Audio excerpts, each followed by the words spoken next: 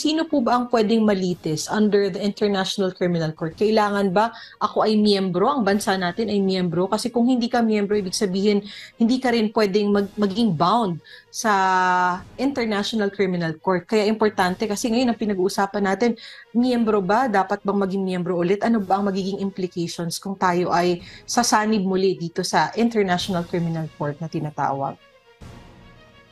Unahin ko po muna na yung International Criminal Court, ICC, nagkakaroon po siya ng jurisdiction kapag doon sa isang bansa ay merong nangyaring krimen na saklaw niya.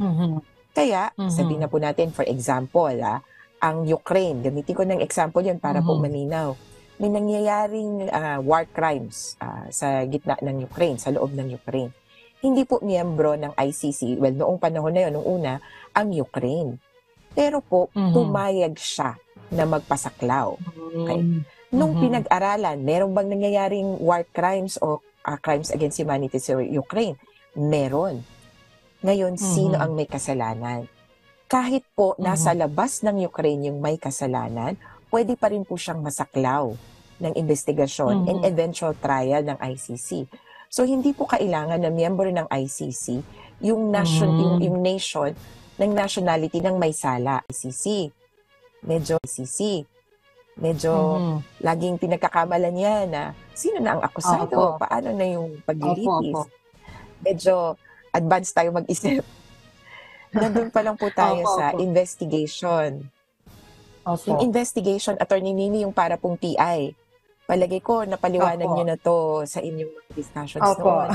Ang PI po ay pagpapasya ng prosecutor, hindi pa po ng korte, kundi ng prosecutor, itong prosecutor ng ICC, sa dalawang tanong. Una, meron bang krimen na nangyari? And then pangalawa, sino ang likely o posibleng may sala?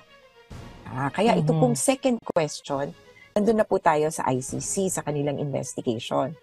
Alam ko maraming feel na sila ang akusado o sila ang masasaklaw ng investigasyon.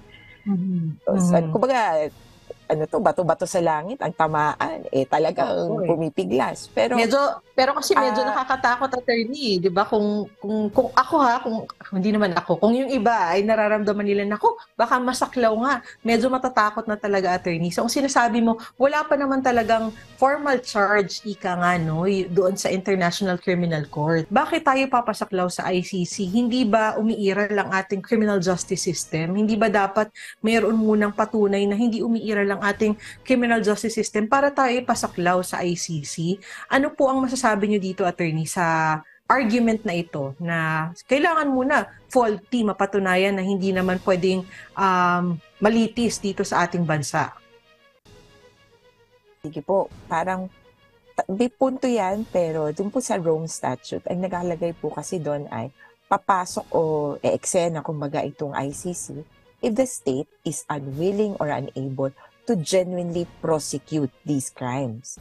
So, meron po siyang very, very narrow na concept.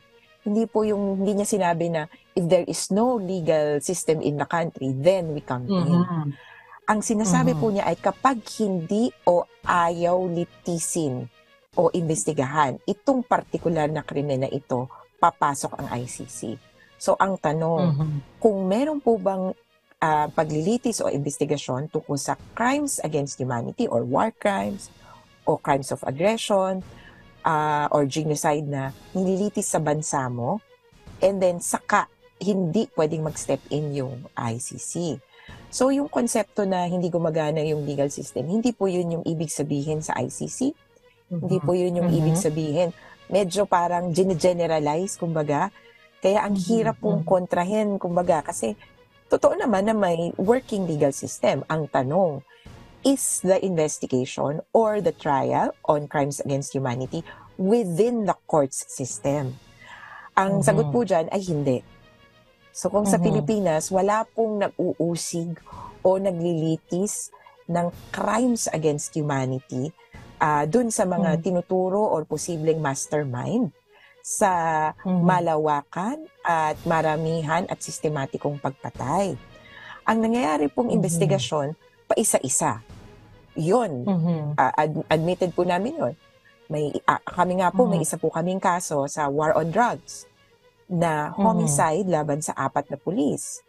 Pero ano ba naman yun sa 6,000 na aminadong pinatay ng pulis? Sa posibleng 30,000 na namatay nung panahon ng war on drugs. So ang sinasabi po namin, malawakan at sistematiko yung pagpatay. Wala bang sisilip niyan?